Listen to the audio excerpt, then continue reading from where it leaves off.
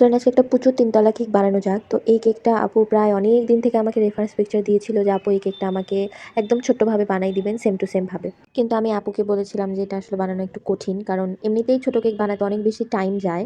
আর তার মধ্যে 3 টিয়ার হলে তো আরো বেশি টাইম যাবে এবং সেট করারও একটা ব্যাপার আছে। কারণ ভালোমতো সেট না করলে কেকটা বাঁকা হয়ে যায় বা ড্যামেজ হয়ে যাওয়ার চান্স হয়।" কিন্তু আপু অনেক দিন থেকে কেকটা নেওয়ার জন্য আমাকে বলছিল, তো আমি শেষমেশ অর্ডারটা নিয়েই নিই।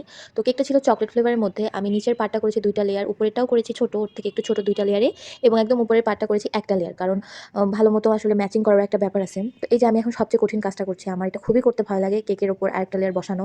তো আমি কোনোমতো বসায় নিয়েছি। কেকটা অনেক ছোট ছিল। এইজন্য আসলে ভালোমতো বসছিল না। পরে কোনোমতো বসে আমি ভেতরে স্ট্র দিয়ে দিয়েছি। এরপর যেই ডিজাইনটা আপু আমাকে দিয়েছিল সেটা আমি করে দিয়েছি। ডিজাইন বেশি হিজিবিজি ছিল না। খুবই সিম্পল একটা ডিজাইন ছিল।